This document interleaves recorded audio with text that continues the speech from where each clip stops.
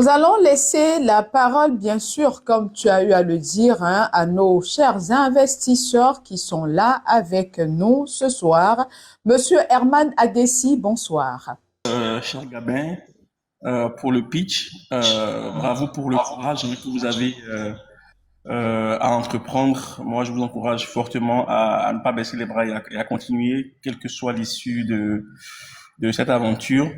Il y en aura encore d'autres. Alors, ma première question pour vous, est-ce que votre farine est à l'étape d'idée ou c'est déjà un projet où vous avez des échantillons, vous avez déjà commencé à vendre, même si c'est à petite échelle?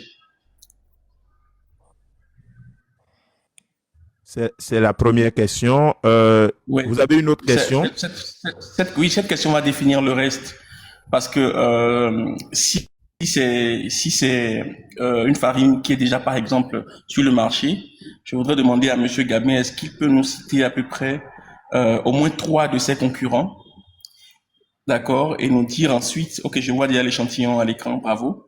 Donc, est-ce qu'il peut nous citer au moins trois de ses concurrents et nous dire ensuite quelle est la différenciation, c'est-à-dire qu'est-ce qui fait que sa farine a une valeur ajoutée par rapport aux autres et peut conquérir plus facilement le marché. Ok. Donc, oui, allez-y. Vous avez une troisième question? Oui, j'ai une autre question aussi.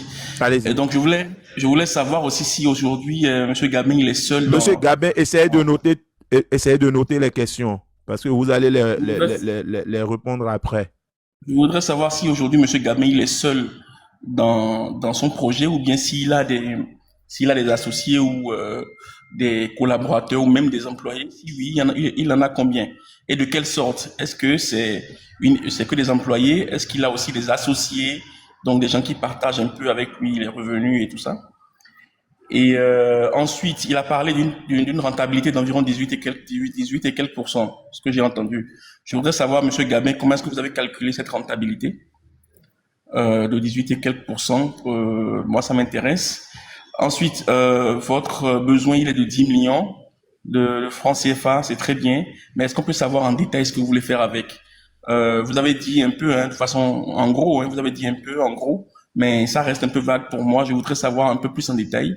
Exemple, hein, vous pouvez me dire, écoutez, je vais prendre 10% pour gérer les fonds de roulement. Je vais prendre 10% pour gérer l'autorisation de mise sur le marché, ainsi de suite. Donc, je voudrais savoir un peu en détail, parce que, bon, quand un investisseur vient, il a aussi besoin de savoir exactement ce que l'argent va faire. Et voilà, comment est-ce que il faudrait être merci rentable. beaucoup à Dernière vous. question avant de laisser la parole. Dernière question Allez-y rapidement, avant de laisser la parole. Oui. Avant de laisser la parole, votre taux de rentabilité, vous pensez l'atteindre au bout de combien d'années? Est-ce que c'est la première année? Est-ce que c'est la deuxième année? C'est au bout de combien d'années? Je m'en arrête là. Merci. Monsieur Loïc. Allô, vous me recevez? Oui. 5 sur 5. D'accord. Monsieur Gabin, merci d'avoir présenté votre projet.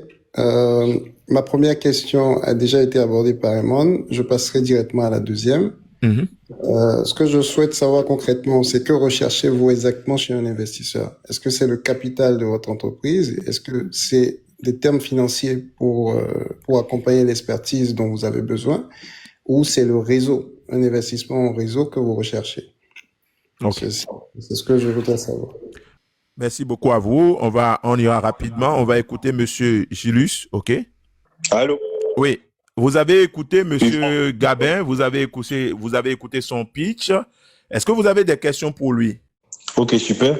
Alors, j'ai quelques questions. La plupart des questions ont été déjà abordées par les prédécesseurs. De ce que j'ai entendu, vous allez me confirmer. Est-ce que vous avez des certifications ou un agrément d'une autorisation? Je pense que non, mais vous me confirmerez, Monsieur Gabin.